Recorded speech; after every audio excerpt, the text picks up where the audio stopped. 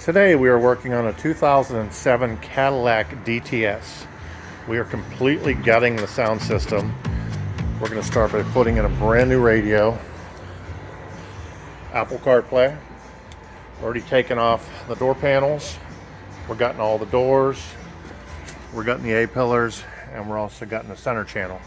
Then we're going to add a subwoofer in the trunk. So let's start on how these doors come apart. So the doors have one screw with a panel behind the latch, and that's a Phillips screw.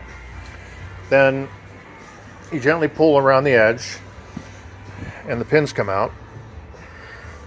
And then once you get the pins out, then you have to slide the door up because it's on these brackets. These are pressed in the door and you have to slide it up. And once you slide it up, then the door panel comes off. In the front, we got 5 1/4. We already took them out of the door.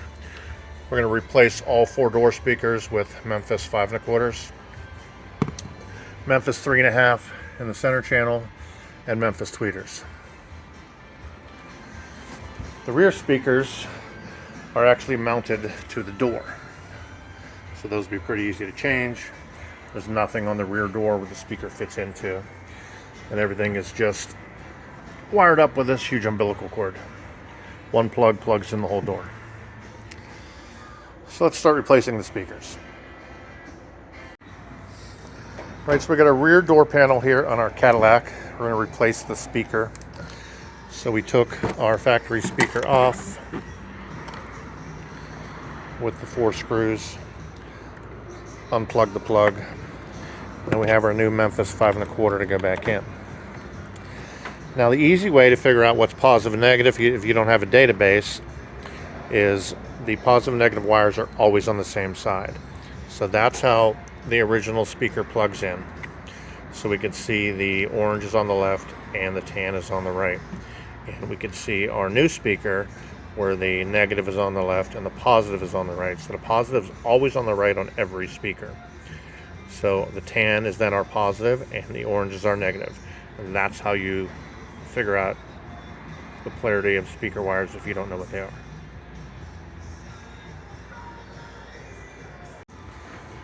Alright, we got a rear door back on the car. So we had to change the plans on the installation. This must be a southern car or it sat in the sun and everything is very dry rotted. So when we try and put screws into these original black slots, they just fall apart. So what we found out is the factory grille comes off the front of the car.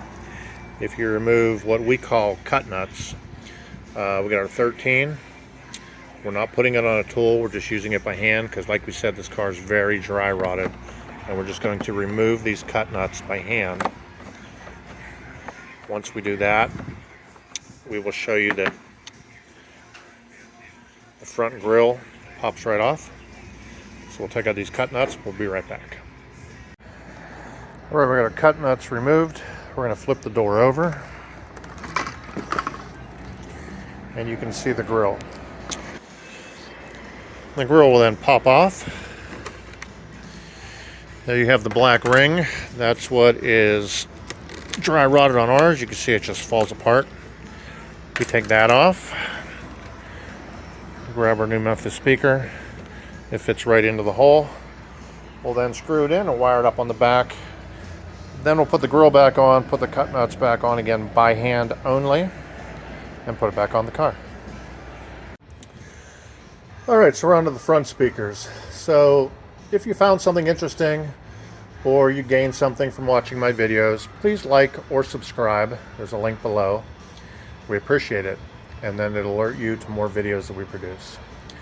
So like any installer, you're always ready for what the car throws at you. So there is the factory pod in the driver's door. Now if we go over to the passenger door, like I have said, this I believe is a Florida car. The paint is all faded. I'm guessing it was in the sun. Had to be in something, unless it was a nuclear explosion, because this speaker literally melted out of the speaker pod.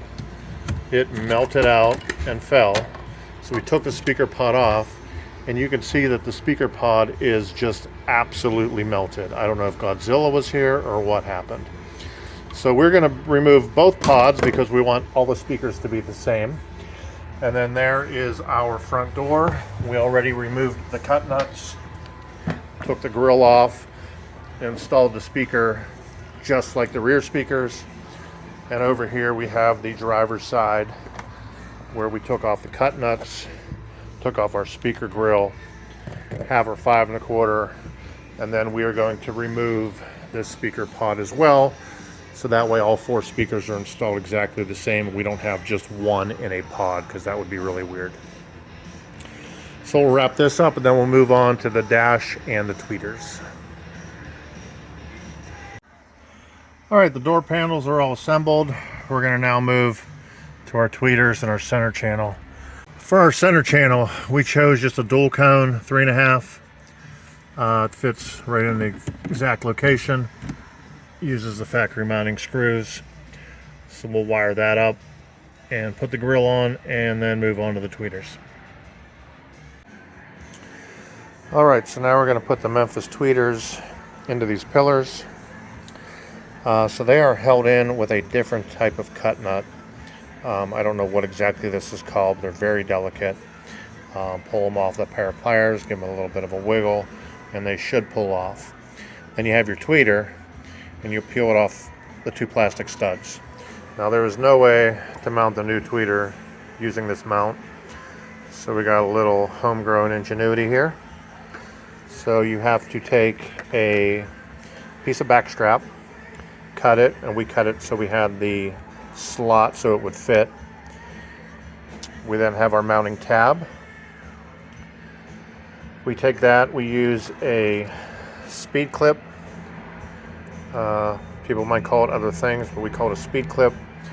Then the box comes with a mounting plate and a screw. So we take the mounting plate, the screw, and our speed clip, and we put it together like such. So you see our speed clip goes around the piece of back strap, the screw goes through it. That is our mounting plate, and then with that, the tweeter then pushes onto the mounting plate like so. Went ahead and pressed the tweeter on the mounting plate. Then we are ready to go.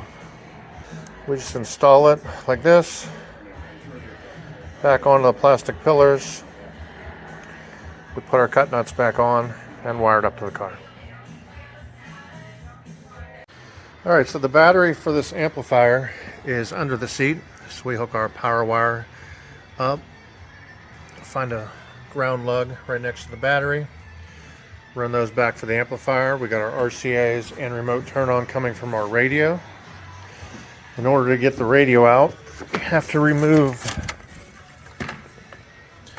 this wood grain piece that goes across the front of the dash. Be very careful because it probably is dry rotted and it'll probably break. Lucky enough, ours did not. All right, in the rear, we got the 12-inch street reference powered bass system. If we spin the box around, see the amplifier comes with cables that we ran up to the battery, and then the set of RCAs and the bass knob that we had to run up front as well. Fits real nice in the back of this Cadillac. It's really going to rock it and bring this thing alive. Alright, so we're going to do a quick recap on the 2007 Cadillac DTS. So in the trunk, we installed the Memphis street reference powered bass system. Comes with an amplifier and the subwoofer already in a box. For the head unit, we went with a Kenwood. The reason that we went with the Kenwood is the customer wanted a CD player. We also sell Sony, and Sony does not have that option to have a CD player in a double din. Also gave them the Sirius satellite. We put 2 sets of Memphis power reference 5 1/4s in the car. We removed all of the cut nuts, took off the grills, and we installed all 4 speakers behind the grills on the outside of the door panel.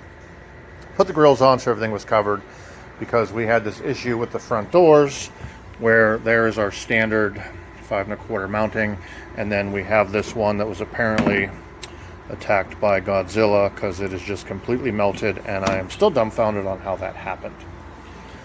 So we go through the car. There's our Memphis sub box. Power wires and everything were all under the back seat, so that was pretty easy. All we had to do was run an RCA and our bass knob up front. That's a really nice sounding box for this vehicle. And then up front, we had to install our pillar tweeters. We had to install our 3.5 center channel. And there we have our Kenwood double din. The dash kit matches the factory trim. We did have to remove that entire wood grain piece. Be very careful when you remove that, and then you'll see the screws holding on the center piece.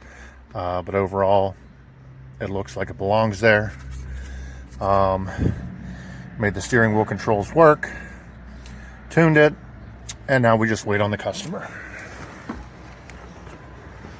So don't forget, from wires to wraps, we've got you covered. 21st Century Sound.